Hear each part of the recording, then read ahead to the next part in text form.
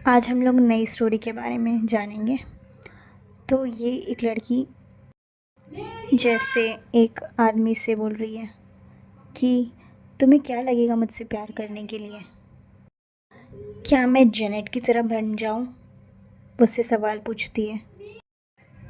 अगर मैं उसकी तरह बन जाऊंगी तो तुम क्या मुझे भी उतने ही प्यार से बुलाओगे जितने प्यार से तुम मुझसे बुलाते हो, और उतने ही अच्छे दिल से मुझे देखोगे जितने तुम उसे देखते हो? क्या तुम मुझे भी अपने बाहों में उठाओगे बिना मुझे ढक ले? पर वो आदमी कुछ नहीं बोलता। वो बोलता है, मैं तब तक तुमसे वैसे बर्ताव नहीं करूँगा जब तक मैं मर ना जाऊँ। लड़की पूछती, क्यों? लेकिन मैं भी तुम्हारी बेटी हूँ। पर तुम मुझसे जेनेट की तरह प्यार क्यों नहीं करते? मैं तुम्हारे साथ जेनेट से भी ज़्यादा रही हूँ। वो बोलता है, तुम पागल।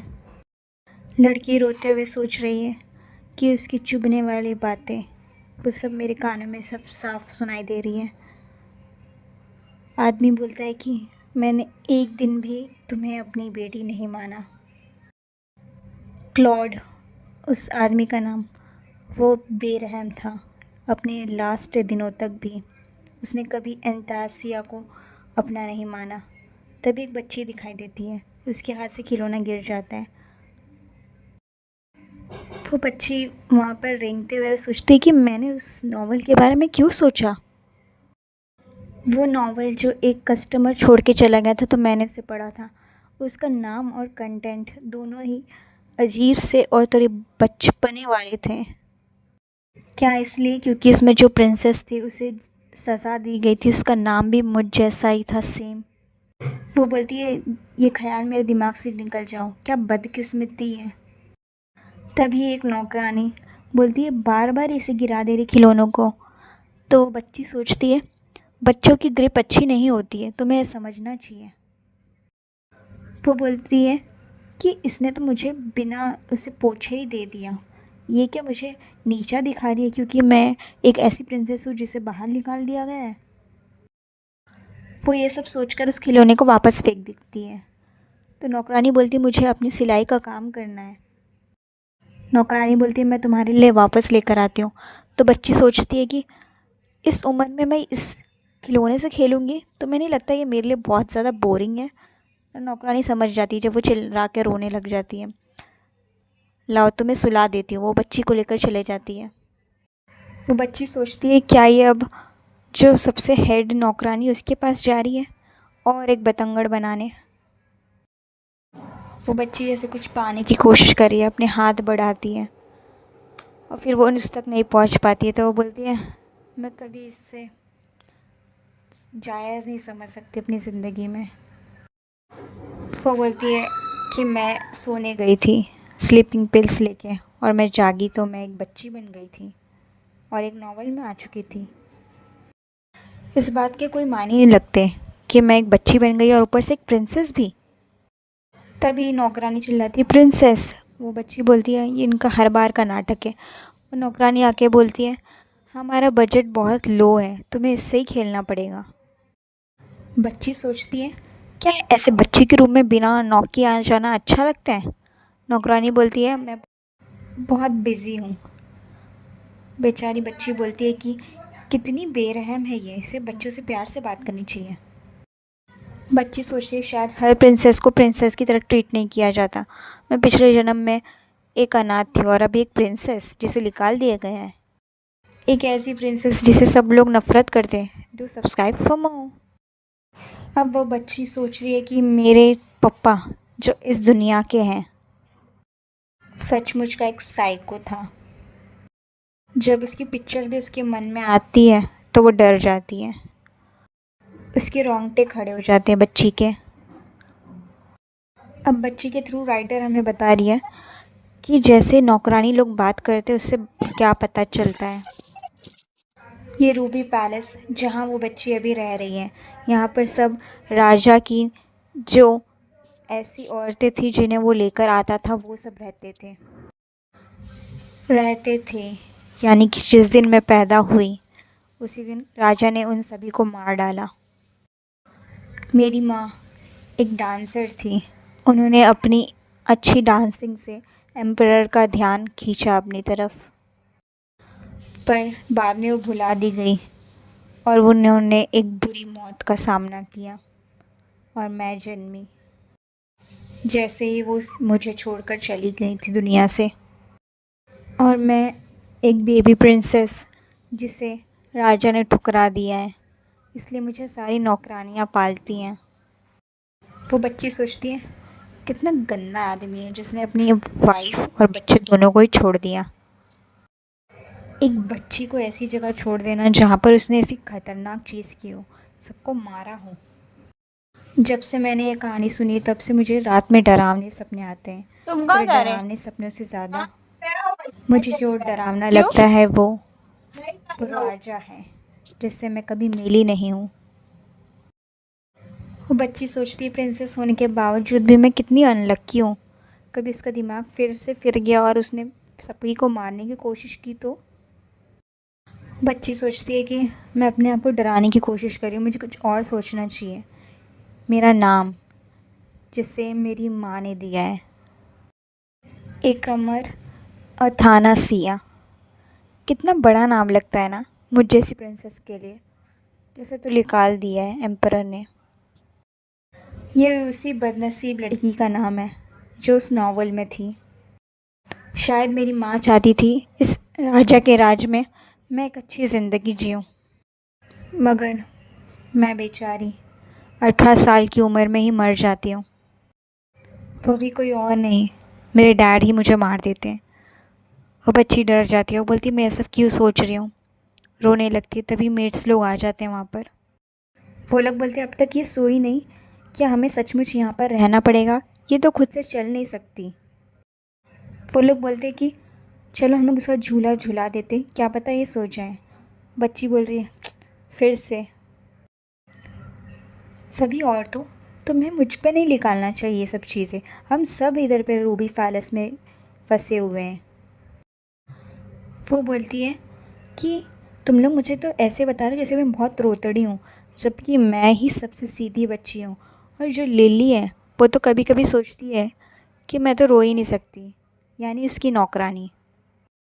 शायद राजा कभी मुझसे मिलने नहीं आया, इसलिए लोग ने मुझे ऐसी एवे ही समझ लिया है, तभी मुझसे ऐसे बर्ताव करते हैं लोग। मेरा तो लाइफ में गोल ये हो गया है कि मुझे एक ऐसी प्रिंसेस की तरह रहना है जिसने वो कभी ना नोटिस करें और मैं ऐसे आराम से मर जाऊं। सारी नौकरानी बोलती हैं कि राजा तो इसे कभी देखते नहीं, फिर भी इसे 3 वक्त का खाना मिल रहा है। तो बच्ची सोचती है हाँ ये पैलेस है तो 3 वक्त का खाना तो मुझे मिल ही जाता है, और एक आरामदायक बिस्तर भी। चाहे मैं कितना ही बोलूँ पर ये प्रिंसेस की लाइफ तो है। जब मैं बड़ी हो जाऊँगी ना तब मैं सारा सामान लेकर भाग जाऊँगी। पहले मुझे इस पालने से बाहर निकलना पड़ेगा, खाना खाना होगा, एक्सरसाइज करनी होगी और आगे बढ़ना होगा।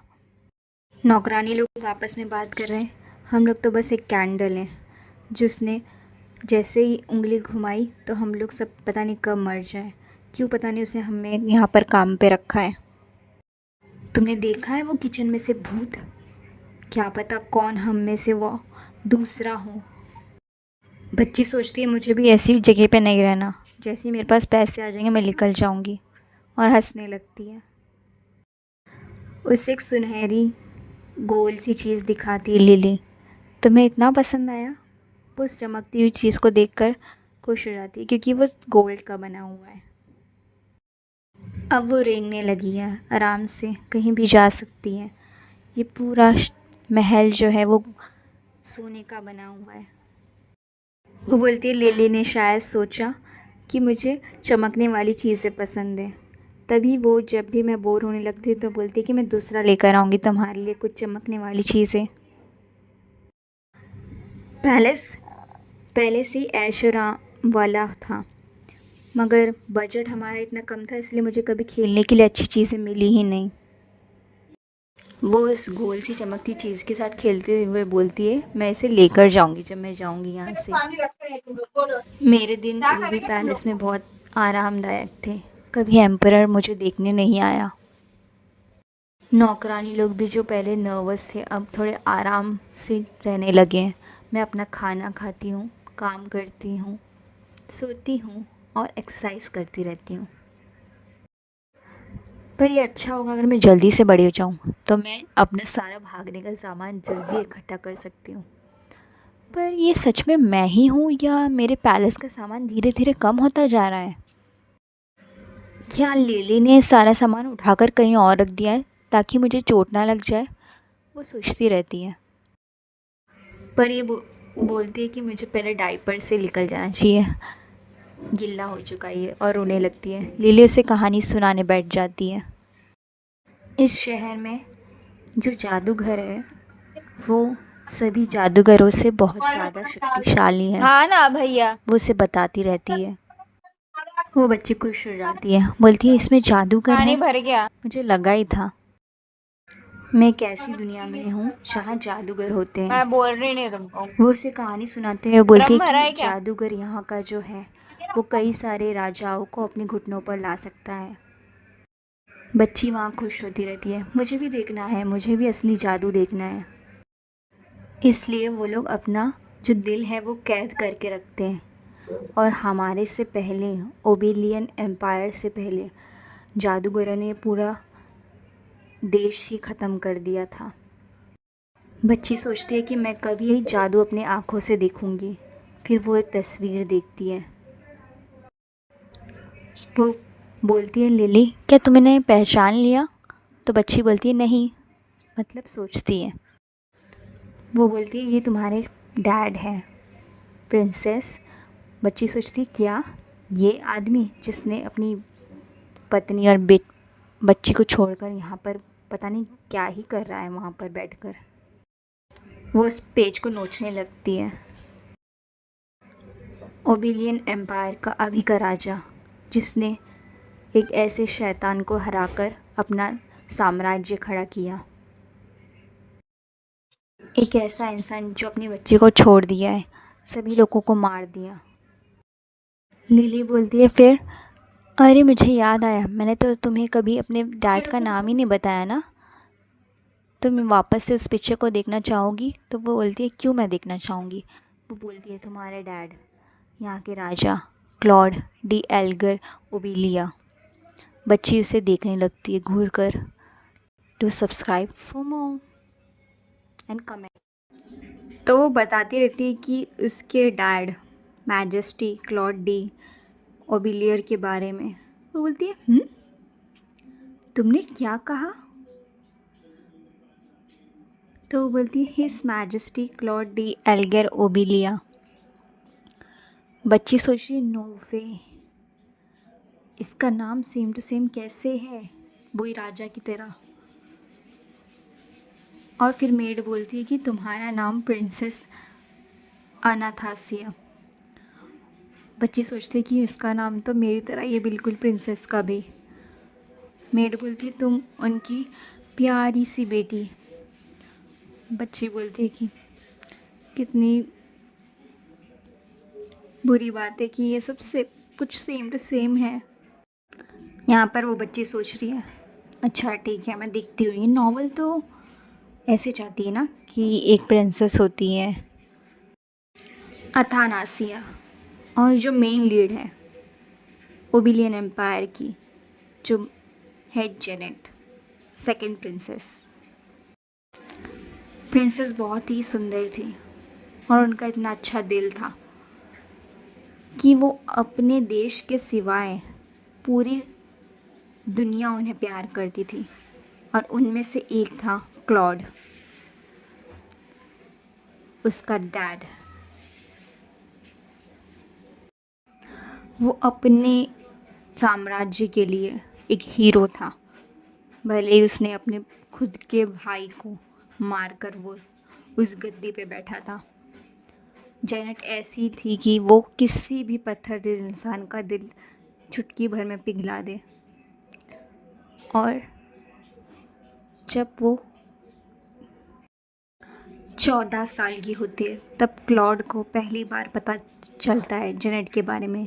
जेनेट उसकी बच्ची है जो क्लॉड की कभी फियांसे थी। शुरू शुरू में क्लॉड उसके साथ भी वैसा ही बर्ताव करता था, वो कोल्ड था उसके लिए भी।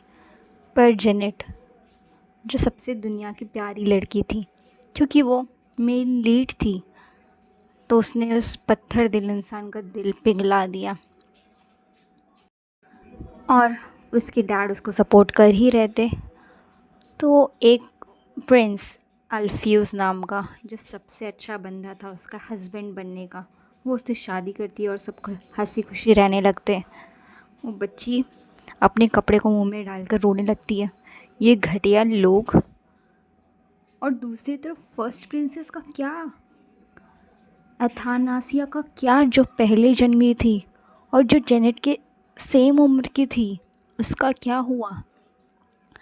अथानासिया का एग्जिस्टेंस, उसका होना, ये सब क्लॉड को उसके जन्म के टाइम ही बता दिया गया था, पर वो उसे वहाँ छोड़ गया रूबी पैलेस में, जहाँ पर उसने सभी को मार डाला था। जब वो 9 साल की होती है, उसके 90 बर्थडे के टाइम, वो पहली बार क्लॉड को देखती है। एक हरे भरे से बागीचे में उसकी नज़र क्लॉड पे पड़ती है, और हमेशा की तरह क्लॉड, जैसे कोई फ़र्क ही नहीं पड़ता वो चला जाता है वहाँ से। पर एक बच्ची अथानासिया, जिसने कभी प्यार पाया ही नहीं, उसके लिए ये मौका था अपने डैड का प्यार पाने का। वो अपने आप को बहुत ही अच्छा स्किल बनाती है, सब कुछ सीखती है, सब कुछ करती है उसके डैड का प्यार पाने के लिए, पर सब कुछ टुकड़ों में बट जाता है। वो बेचारी खोई खोई सी रहती थी, और जेनेट दूसरी तरफ बहुत ही चियरी पर्सन, सूरज की तरह चमकती हुई। तो ये तो लाजमी सी बात थी ना कि लोग जेनेट को ही पसंद करते। एथनासिया वो सबसे अच्छी लड़की नहीं बन पाई, क्यों? क्योंकि वो मेल लीड नहीं थी, बस इसलिए। उसने तो तौर तरीके सिखाए पैलेस के जेनेट को। वो अपना सब कुछ खो देती है, अपने पापा का प्यार भी, पर वो तो ये खो ही नहीं सकती थी ना, क्योंकि उसके पास तो कभी था ही नहीं, और उसको अपने ही डैड के हाथों से मरना भी पड़ा, ये इल्ज़ाम लगाकर कि उसने पॉइज़न दिया है, जो कि जेनेट की आंट ने किया था, ताकि वो और उसकी भांजी उस गद्दी पर बैठ सके, जो कि एक ज़बरदस्ती का स्टेप था। कभी क्लॉड ने अथानासिया को अपना माना ही नहीं था, और अथानासिया, अगर उसे पता भी चलता कि जेनेट के ड्रिंक में पॉइज़न है, तो वो खुद पी लेती उसे, वो इतनी अच्छी थी। तो आप देख ही सकते हैं, अथानासिया बेचारी एक पागल सी प्रिंसेस थी, और जेनेट की आंट बस उसे यूं ही अपने रास्ते से हटाना चाहती थी, पर क्लॉड से भी कम नहीं आंका जा सकता। ये जानने से पहले ही कि अथानासिया ने किया है या नहीं, उसने उसे फांसी पर चढ़ा दिया। बाद में पता चला कि वो तो उसने किया ही नहीं। तो क्लॉड का रिएक्शन क्या था? अच्छा, ये बात है ना, उसके अंदर कोई शर्मिंदगी, ना कोई और इमोशन, वो तो बस सब कुछ छोड़ के अपना जीने लगा लाइफ। यहाँ पर वो बच्ची गुस्सा आ रहा है उसे कि उसे क्यों ऐसी मतलब की मौत मरने मिली, और वो सोच रहे हैं आप कि मैं क्यों ऐसा सोच रही हूँ, मैं ही वो एथानासिया बन गई हूँ, वो बुक की जो मरने वाली है, और वो रोने लगती है, उसकी आंखों में आंसू भर आते हैं। वो अपनी किस्मत से हार चुकी है और बहुत ज़ोर ज़ोर से रोने लगती है। तभी उसकी मेड आ जाती है, बोलती क्या हुआ प्रिंसेस आपको, प्लीज़ बताइए।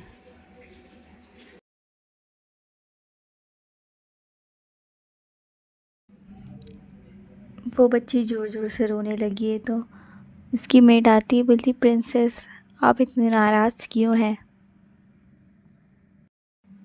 और उसको गोद में उठा लेती है। शायद तुम्हें भूख लगी है, ये है लिलियन।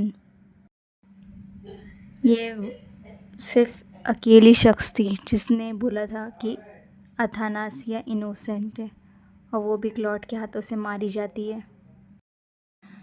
उससे पता होता है रूबी पैलेस में क्या हुआ है, पर फिर भी वो नैनी बनती है क्योंकि अथानासिया की मदर, उसने डियाना, अथानासिया की मॉम, उन्हें देखा था। वो हमेशा से उन्हें अच्छा मानती थी, पसंद करती थी। इसलिए बस ये सोचकर कि डियाना के मरने पर क्लॉड ने किस तरह सबको मार दिया, सोचकर वो रोने लगती है और बोलती है अब ये बुक में मैं आ गई हूँ, मेरा भी मरना तय है। और ये लिलियन ये भी मर जाएगी मेरा पक्ष लेते लेते। ये हमारे साथ क्यों हुआ, मुझे जेनेट बुलाओ, मैं अथानासिया नहीं हूँ। वहाँ पर लिली उसके डायपर चेक करती है, फिर उसे गले से लगा के चुप कराने लगती है। और बच्ची सोच लेती है कि जैसे मैं बड़ी हो जाऊंगी मैं वैसे यहाँ से भाग जाऊंगी। अब वो बच्ची थोड़ी बड़ी हो गई है। वो बोलती है नैनी मुझे चॉकलेट चाहिए।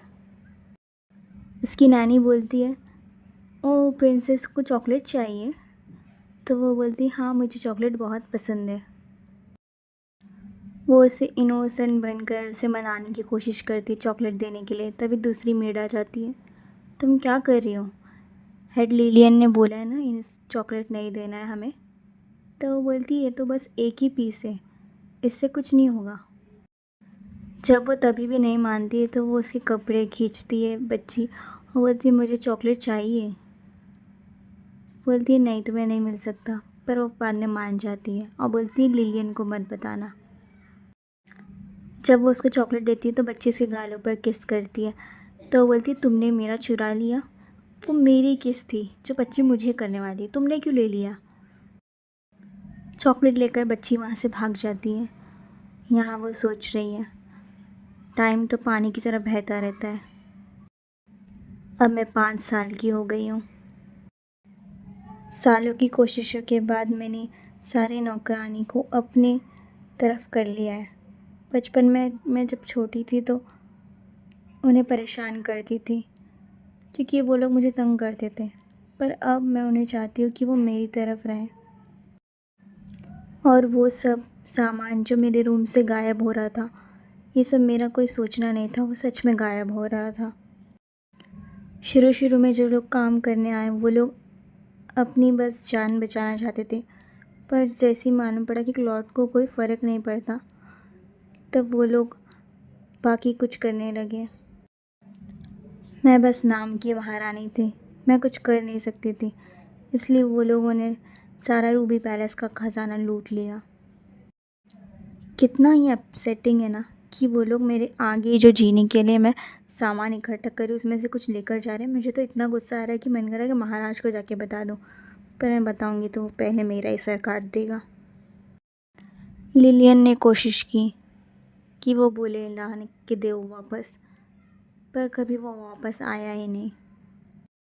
ये सब कुछ हेडमेड करती थी, और जब बच्चे कुछ खेलने के लिए मांगते थी तो बोलती थी हमारे पास तो बजट ही नहीं है। सबसे अच्छा काम तो ये हुआ कि इसी की वजह से मैं भी कुछ छुपा पाई अपने लिए। अब वो प्रिंसेस बोलती है मैं जा रही हूँ फ्लावर्स इकट्ठा करने, वो लिलियन के लिए हैं। वो बोलती पहले अपने मुंह पोंछ लो, तुम्हें सीक्रेट रखना है ना कि तुमने चॉकलेट खाया। तो वो देखती है तो उसके सारे हाथों पर चॉकलेट्स लगे हुए होते हैं। वो बोलती है क्या मैं उसे कपड़ों से ही साफ़ कर लूँ, नहीं फाउंटेन के पास जाकर साफ़ करती हूँ। वो सोच रही है कि लिलियन पैलेस इधर पे इतनी अच्छी सीनरी थी, पर मुझे नहीं लगता है बच्चों के बड़ा करने के लिए एक अच्छी जगह है। हाथ धोते धोते उसका पैर थोड़ा स्लिप होता है तो फाउंटेन में वो देखती है, तो वो अपना चेहरा देखती है पहली बार। बोलती कितनी सुंदर है ये, तो इस तरह दिखती हूँ मैं, कितनी प्यारी हूँ मैं, तो बिल्कुल हूबहू अपनी मॉम की तरह दिखती हूँ। और जो मेरी आँखें बिल्कुल क्लॉड की तरह, चमकती हुई आँखें, जो सिर्फ़ उसी को मिलती है जो डायरेक्टली महाराजाओं की फैमिली से होता है। इनके पास कोई अलग सी जादुई शक्तियाँ होती हैं, इसके लिए ऐसी आँखें होती हैं। लोग कहते हैं सिर्फ मेरे पास ऐसी आँखें, पर जेनेट, उसके पास भी सेम आँखें थी। फिर वो देखती है, अरे मैं कहाँ पर हूँ? फूलों सा भरा एक बड़ा सा बगीचा। वो यहाँ वहाँ देखने लगती है, मैं कहाँ पर हूँ? शायद मैं वापस से गुम हो गई हूँ। तभी उसके कदम आगे बढ़ते हैं। वो बोलती है, अरे ये तो यहाँ है। फिर वो जाकर देखती है तो बोलती है, अरे ये तो रूबी पैलेस है ही नहीं। मैं कितनी दूर आ गई हूँ? कोई ये पैलेस इस्तेमाल नहीं कर रहा है क्या? तो इससे मैं इस्तेमाल कर सकती हूँ। ये तो बहुत वेल मेंटेन्ड है और पूरा खाली भी। मैं ज़रूर इसे इस्तेमाल करूँगी अपने ख़जाने को छुपाने के लिए। मैं जब से यही सोच रही थी कि मैं कहाँ छुपाऊँ अपने फ्यूचर के लिए जो मैं तैयारी कर रही हूँ। मैं महल में तो छुपा नहीं सकती थी। आज से ये मेरा सीक्रेट प्लेस होगा मेरे छुपाने के लिए। मैं सोच रही थी कि मेरी बॉडी जो पहले थी वो उसका क्या हुआ? कहीं मैंने स्लीपिंग पिल्स ली और मैं मर तो नहीं गई?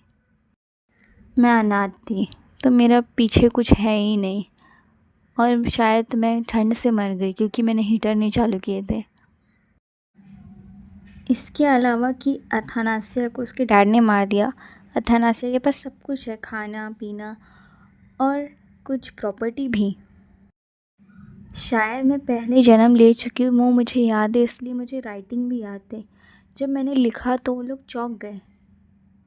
लोग ने सोचा, अरे हमारी प्रिंसेस तो कितनी समझदार है। वो बोलती है, क्यों मैंने किया ऐसा? मुझे तो छुप कर रहना था दुनिया से। इसलिए वो लोग ने मेरी एजुकेशन जल्दी ही चालू कर दी। वहाँ पर लिली बोलती है, मुझे तुम्हारे साथ रहना पसंद है। तो एथी बोलती है, यानी अथानासिया, कि मुझे भी तो लिली के साथ रहना पसंद है। वो सोचती है अभी भी कुछ बिगड़ा नहीं है, किसी को पता नहीं चलेगा इस बारे में कि मैं लिख सकती हूँ।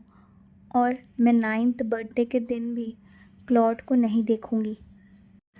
और जैसे ही मैं 18 साल की हो जाऊँगी मैं यहाँ से भाग जाऊँगी। इसलिए मुझे ज़्यादा आँखें अपनी तरफ नहीं करनी है। यहाँ पर वो ड्राइंग बनाते हुए उसको एक मेड पूछती है, क्या तुम दूध लोगी? तो बोलती हाँ, पर ठंडा। जैसे ही मेड जाती है दूध लेने के लिए, वो खड़ी हो जाती है।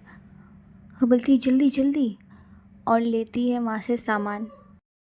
और बहुत ही मुश्किल से वो अपने थाई पर उसे बांध लेती है। मैं ये सामान कुछ छुपा रही हूँ अपने लिए। मैं इसे रूबी पैलेस में ही रखने वाली थी, पर उसने सुना कि ये लोग रूबी पैलेस की सफाई करने वाले हैं। अब ये बहुत भारी है, पर मुझे जाना आना तो पड़ेगा इसके साथ में। यहाँ लिलियन उसे स्वीट ड्रीम्स बोलकर सुला देती है। वो अलार्म लगाई रहती है और उठ जाती है। दरवाज़ा खोलती है और उसको लग रहा है, अरे मेरे पैरों में तो दर्द हो रहा है इसे बांध कर, और ज़ोरों से भागती है। अच्छा हुआ मैं किसी के देखे बिना ही बाहर निकल कर आ गई। भागते भागते वो पहुंच जाती है। बोलती, मैं बहुत थक गई हूँ। वो भागकर आती है और बोलती है, ये बहुत मुश्किल हो जाएगी अगर मैंने बिल्डिंग में ही छुपा दिया इसे तो। वो देखती है, अरे यहाँ तो खड्डा खोदना पड़ेगा अगर मुझे छुपाना है तो। मैं क्या करूँ? हाथ से नहीं खोद सकती, नहीं तो लिली को पता चल जाएगा। हाँ, मैं एक ये काम कर सकती हूँ कि खिलौने वाला जो शॉवल होता है वो मैं ले लेती हूँ, उससे मैं खोदूँगी। और फिर वो ज़ोरों से फुल स्पीड पर भागने लगती है। वो उसे वहीं रख कर छुपा के आ जाती है घर पर। उसका हाल बेहाल हो गया रहता है, वो पसीने से तरबतर हो गई रहती है। तभी लिली आती है कि टाइम हो गया है, उठ जाओ। वो बोलती है, प्रिंसेस आपको इतना पसीना क्यों आ रहा है? एथी बोलती है शायद गर्मी है ना इसलिए। लिली बोलती है हाँ सच कहा गर्मी है, मैं कल ही पर्दे लगा देती हूँ। वो बोलती है मुझे ठंडा दूध चाहिए। लिली बोलती है तुमने सोने से पहले तो पिया था। और ऐसे ही करके मैं भागती थी कुछ टाइम के लिए रूबी पैलेस से, पर रोज़ रोज़ नहीं, दिन छोड़कर, ताकि किसी को पता ना चले। मैं अभी जैसी हूँ वैसी अच्छी हूँ, मगर आगे की फ्यूचर की सोच के मुझे डर लगता है, जैसे कोई बॉम्ब रखा हो। जब मेरी ज़िंदगी में सूखा पड़ जाएगा तब मैं इसे इस्तेमाल करूँगी, ये सारी चीज़ें। आज वो उसी पैलेस में आई है जो उसने पहले देखा था। बोलती यहाँ तो कोई भी नहीं है, आज मैं इस तरफ नहीं जाऊँगी। और फिर वो देखती है वाह ये तो सोने की है। सब कुछ मेरे पैलेस में मार्बल का बना हुआ है, यहाँ पर तो इतने सारे सोने के हैं, क्या मैं एक ले लूँ, किसी को पता भी नहीं चलेगा। वो उसे छू कर देखने लगती है, ये असली सोना है ना। तभी पीछे से कोई आ रहा है। वो अपने दांत लगाती है उस स्टैचू पर। पीछे उसके कोई खड़ा हुआ, एक वाइट कलर के कपड़े में। वो उसे देख रहा है और बोलता है एक घटिया सा कीड़ा मेरे पैलेस में क्या कर रहा है। एथी पूरी तरह से डर जाती है। पूरी तरह से डरी हुई एथी अपनी गर्दन घुमाकर देखती है तो वो डर जाती है और हक्की बक्की रह जाती है। वो देखती सामने दो इंसान खड़े हैं, उसके हाथों से वो पोटली गिर जाती है और सारी जो उसकी प्रेटीज़ है ज़मीन पर बिखर जाते हैं। वो उसका सर्वेंट देखता है, अरे ये क्या है। सामने क्लॉड खड़ा है। वो बोलता है ये चेहरा, इसे मैंने कहीं तो देखा है। जब बच्चे इसकी तरफ देखती है वो पूरी तरह से डर गई है, उसे समझ में नहीं आ रहा है। फिर वो सोचती है उसकी आंखों की तरफ देखकर, अरे इसकी तो मेरे जैसी ही चमकती हुई आँखें हैं, मैंने कभी इसे सामने देखा ही नहीं था। इसका मतलब ये क्लॉड है। भूरे से बाल और एक लंबा सा इंसान चमकती हुई आँखों के साथ क्लॉड उसके सामने खड़ा था। वो सोच रही क्यों। तभी क्लॉड बोलते हैं हाँ। क्लॉड के सामने एथी की मॉम का चेहरा आता है। ये तो उसी डांसर का है ना, बिल्कुल उसकी तरह दिखती हो तुम, उस चुड़ैल की तरह। यहाँ पर वो सोच रही है ये यहाँ पर क्या कर रहा है। वो बोलती है ना तो मैं आज 9 साल की हो गई हूँ और ना ही ये एम्परर का गार्डन है। तभी क्लॉड का हाथ उसकी तरफ बढ़ता है। उसका सर्वेंट बोलता है योर मैजेस्टी। क्लॉड बच्चे के चिन पर हाथ रखता है और बोलता है मुझे लगता है मुझे याद है, उसने तुम्हारा नाम क्या रखा था। पूरा यकीन है, अथानासिया। बच्चे की धड़कन तेज़ हो जाती है, उसे सब कुछ याद आने लगता है, कैसे उसने मारा था उसे। यहाँ क्लॉड बोलता है तुम पहले एक छोटी सी बग थी जो अपनी सिर भी नहीं उठा सकती थी। उसे याद आता है हाथी को कि इसने बोला कि हाँ तुम्हारा नाम तो एथानासिया है। ओबेरन एम्पायर में हमेशा से ही जब तक किसी का नाम ऐसा न रखा गया हो कि जो अमर हो, वो गद्दी पर नहीं बैठ सकता। और ये नाम खुद राजा देते हैं। रूबी पैलेस के टाइम पे जब वो सबको मारने लगा था, तब क्लॉड अथानासिया को ही मारने आया था। लेकिन डियाना यानी अथानासिया की मॉम ने जो उसे नाम दिया था वो अमर था। उस सीन को दिखाया जाता है जब क्लॉड आया है मारने, बोलते हैं अम्यूजिंग, देखते हैं कब तक जीती है इसके नाम के चलते, और लौट जाता है वो बच्ची ज़मीन पर पड़ी हुई। आज का दिन वो बोल रहे तुम बहुत बड़ी हो गई हो। वो अपनी घुटनों पर आकर बच्ची के सामने बैठा हुआ है। बच्ची सोच रही है बड़ी हो गई हूँ तो इसका मतलब ये है कि मैं थोड़ी बड़ी हो जाऊँगी तो तुम मार दोगे मुझे। इस आदमी की प्रॉब्लम क्या है? ये तो अथानासिया को इग्नोर करता था, ये मुझे क्यों ध्यान दे रहा है इतना। तभी कुछ गिरने की आवाज़ आती है। तीनों की नज़रें उधर पे ही कि आखिर गिरा क्या है। तो बच्ची की जो उसने जांग पर बांधी थी वो पोटली भी गिर जाती, दूसरी वाली भी। और क्लॉड के पैरों के नीचे एक डायमंड आ जाता है। वो बोलती है मेरी नंबर 7 और नंबर 8 जो मैंने अपनी फ्यूचर के लिए रखा था वो तो ऐसे ही ज़ाया चली गई। वो देखता है इसके पैरों के नीचे एक डायमंड है। बच्ची पसीने से तरबेतर हो जाती है उसका डरावना चेहरा देखकर। वो सोचती है अब ये क्या करेगा। वो उस डायमंड को अपने पैरों से कुचल कर तोड़ देता है और बच्ची की तरफ हाथ बढ़ाता है। बच्ची डरी हुई, पर वो उसे उठा लेता है अपने हाथों से। बच्ची उसकी तरफ देख रही है। वो बोलता है तुम तो भारी हो। बच्ची तो इतनी डर गई है जैसे कि उसके पैरों के नीचे से ज़मीन ही खिसक गई है। तुमने क्या बोला? लड़की सोच रही है। वो बोलता है तुम्हारी चब्बी चीख से, पर मुझे लगा था तुम इतनी भारी होगी। लड़की सोच रही चब्बी और भारी,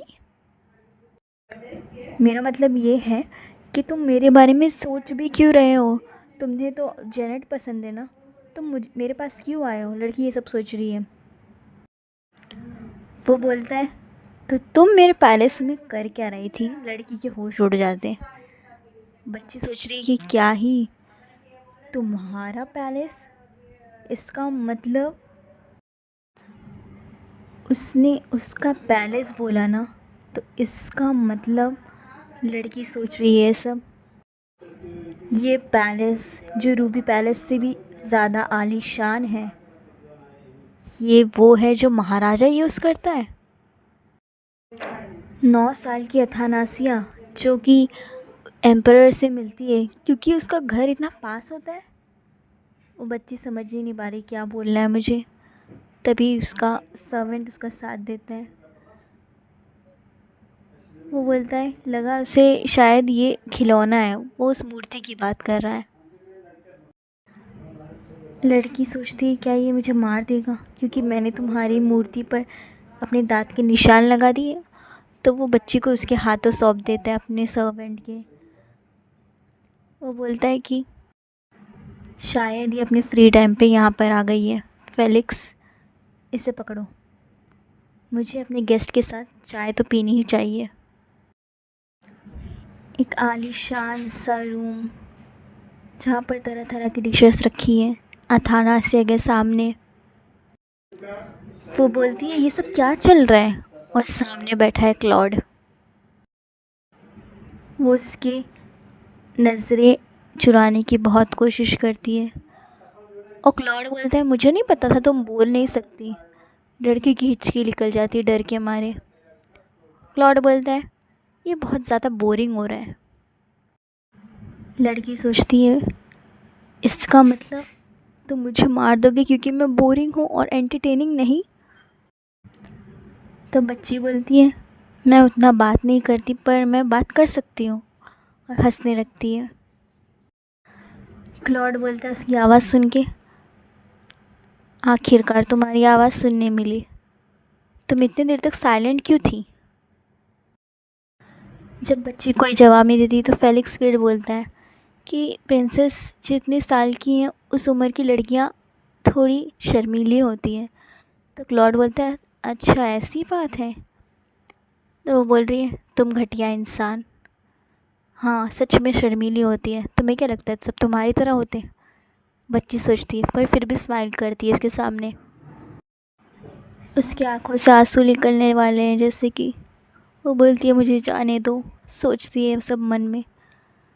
तभी वो आगे थोड़ा झुकता है, जैसे कि वो कोई ड्रैगन बड़ा सी, और ये प्यारी सी बच्ची रैबिट सहमी सी उसके सामने बैठी है। वो बोलता है फेलिक्स। वो बोलता है हमें अकेला छोड़ दो। फेलिक्स बोलता है क्या, अपने मन में। वो मन में सोच रही है कि प्लीज़ मुझे छोड़कर मत जाओ। क्लॉड बोलता है एथी, ये तुम्हारा घर का नाम होगा, अथानासिया। हाँ, क्या नाम है? बच्ची पूरी तरह से डरी हुई सामने बैठी है उसके। वो बोलता है तुम्हें मतलब पता है अपने नाम का? बच्ची सोचती है तो बुरा है, और फिर मासूम बनने की एक्टिंग करती है कि मुझे तो कुछ नहीं पता। उसे अपने नाम का मतलब पता है, उसका नाम जो कि राजा, उसका मतलब है। क्लॉड बोलता है उसकी हिम्मत तो देखो, तुम्हारी जैसी लड़की को उसने ऐसा नाम दिया। अब तक उसकी टांगें काट दी जाती है अगर वो जिंदा बचती तो। यहाँ पर बच्ची सोचती रहती है क्लॉड को भी ऐसा नाम नहीं मिला। ओबिलियन एम्पायर में हमेशा से ही एटर्निटी और इमॉर्टिलिटी यानी अमरता के लिए ऐसा नाम चूज़ किया जाता है, और जो भी पहला बच्चा होता है उसे ही मिलता है नाम। इसलिए क्लॉड को भी ये नाम कभी मिला नहीं। पहला बेटा ही राजा भी बनता है क्योंकि उसका नाम उस पर रखा गया होता है। इसलिए क्लॉड ने अपने भाई को मार दिया ताकि वो हट जाए और वो राजा बने। पर मेरे को एक ज़िंदगी ऐसी जीनी है जिसमें शांति हो, इसलिए मुझे ऐसे एक्ट करना पड़ेगा कि मुझे तो गद्दी चाहिए ही नहीं। क्लॉड बोलता है तुम बैठी क्यों हो, सिर्फ खाओ। मैंने वही बोलकर मंगाया है जो एक बच्ची को पसंद आए। अगर तुमने नहीं खाया तो फिर मुझे कुछ करना पड़ेगा उस कुक का।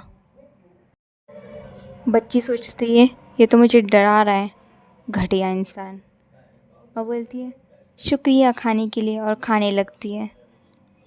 और सोचती है मुझे तो इतना डर लग रहा है कि मेरे तो पेट में दर्द हो जाए, पर मुझे खाना पड़ेगा क्योंकि मुझे किसी की जान बचानी है। मैं तो इतनी डरी हुई हूँ कि मेरा चेहरा सफ़ेद पड़ गया होगा। बच्ची एक्टिंग करती है स्माइल करने की उसके सामने, क्योंकि उसे अपनी जान बचानी है, और बोलती है ये तो बहुत ही ज़्यादा टेस्टी है। वो बोलती मुझे लिली की याद आ रही है, मुझे इससे बात करने के लिए डर लग रहा है, मुझे जो ये घूर रहा है मुझे उससे भी डर लग रहा है। सब सोचती रहती है मुझे जाने दो, मैं यहाँ पर क्यों आ गई सिर्फ सोने के लिए। तभी क्लॉड पूछता है तुमने मैनर्स किसने सिखाए? तो वो बोलती लिली। तो बोलता है अच्छा, तो तुम लिलियन यॉर्क की बात कर रही हो। कुछ शॉक हो जाती है कि इसे कैसे पता। क्लॉड तभी बोलता है 5 साल पहले वो मेरे सामने भीख मांग रही थी कि मैं तुम्हें उसे सौंप दूँ, वो तुम्हें प्रोटेक्ट करेगी। वो शायद तुम्हारे साथ अभी भी है। यहाँ पर आती सोच रही है लिली, लिली ने मेरे लिए ये सब किया, इस मॉन्स्टर के सामने आई सिर्फ मेरे लिए। क्लॉड बोलता है उसने रूबी पैलेस को भी संभालने का मौका ले लिया। बच्ची रोने का ऐसा करती है ओ लिली तुमने मेरे लिए कितना कुछ किया है। और यहाँ पर क्लॉड बोलता है उसकी हिम्मत कैसे हुई, वो और तुम्हारी माँ, ये दो ही शख्स बचे जिन्होंने मेरे सामने हिम्मत करने की कोशिश की।